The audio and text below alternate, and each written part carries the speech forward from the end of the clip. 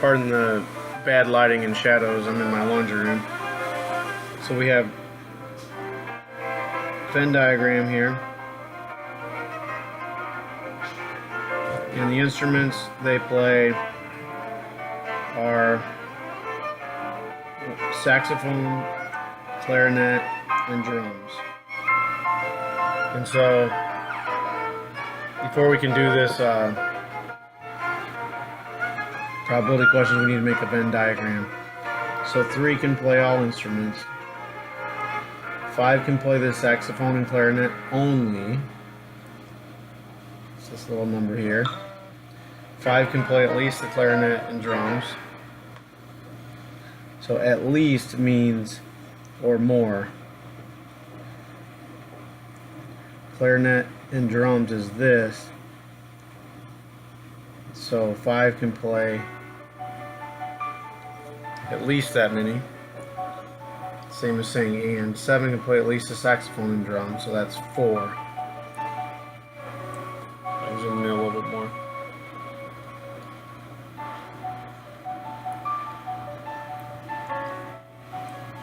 "16 can play the saxophone. That's a whole circle. 12 can play the clarinet. That's a whole circle. So I know this whole thing has to add to 12. So that's 10. And I'm going to go to look. 25 are in the band. And there are 40 overall. So somewhere I have to find the other numbers. So 16 minus 12, that makes 4 here. And now I know the total of all the circles is 25. So this is 16 plus 4 is 20, that leaves me 5. Show that the number of students who play the drums is only 5. And so somehow you got to show how we got that 5, that last number. Well, we took the 4 plus 5 plus 3 plus 4 plus 2 plus 2 plus 15 plus the drums, and that added up to 40. Or you could take 25 and do it that way too. You could take that. And then make sure you remember that 15 are out here. That's this number right here. So you could use the 25 in there as well.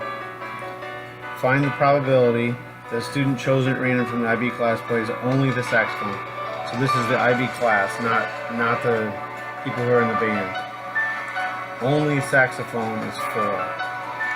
So 4 out of the 40 students. Find the probability a student chosen at random from the IB class plays either the drum, or either the clarinets, or drums, or both. So we're talking about all of the clarinet, all of the drums, or both clarinet and drums. So this is 12. This is 9. 12 plus 9 over 40, so 21 over 40, which is 0.525. Given that a student plays the saxophone, so now given that means we're just looking at the saxophone circle, so our denominator is the 16. Probability that they also play the clarinet, 8 of those 16. So 0.5. That's a 14-point question. Pretty easy to do if you can make a good Venn diagram.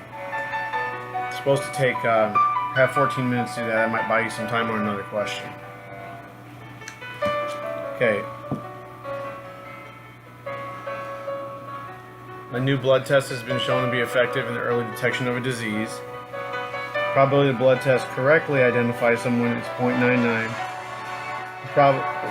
That has the disease, the probability that they identify someone without the disease is 0.95. So you either have the disease or you don't.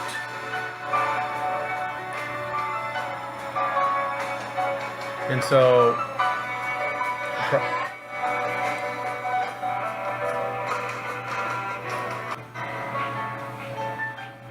the incidence of the disease in the general population is 0.001. So that's 0.001, which means 0.9999 do not have the disease.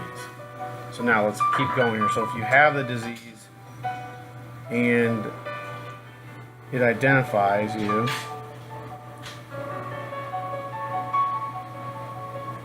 and then you call that a miss if you want.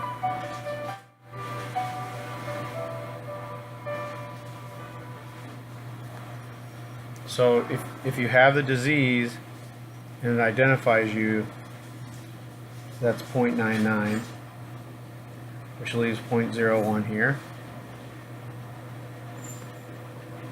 If it correctly identifies someone without the disease, need new clothes, mall, and online shopping challenged? A Stitch Fix Men is about to change everything, including your wardrobe. We'll match you with a personal stylist. When you don't have the disease, just for you based on your budget, build, and style. We might even surprise you with 0.95, things we think will look great on you. This is 0.05. So there's some error in this test. Done. Free shipping, returns, and exchanges, no strings attached. Goodbye, mall. What's the probability that the patient has the disease? Get started at stitchfix.com/Pandora today. We're just looking at the probability that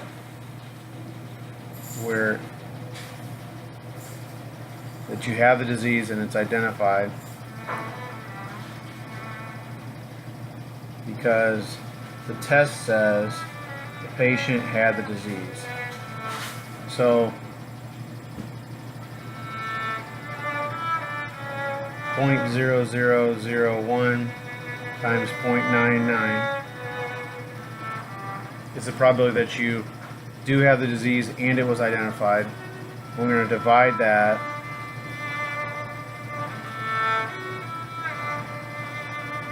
by the probability that you have the disease. So there's a positive identification, and then it's given that they were identified. So we have to take this into consideration as well. And so to get the probability that you do have it, you have to add the two. So this is 0.999 times 0.05. Turn down the music a little bit.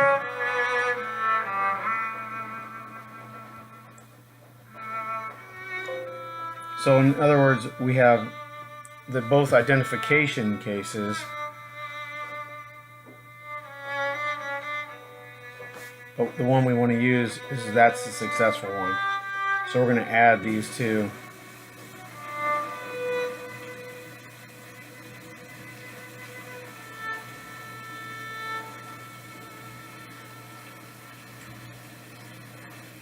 I'm going to pause it and do the calculation. Okay, so I converted this, and then when you divide it out, depending on where you rounded,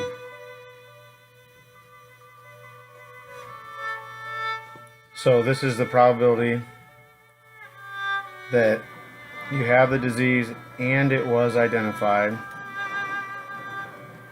So we'll use the words here. The disease and identified divided by the probability that you have the disease. Conditional probability. Sorry, divided by the probability that it was identified.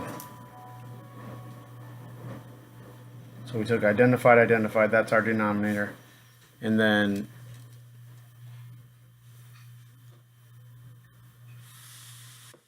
divided that out. That one's pretty tough.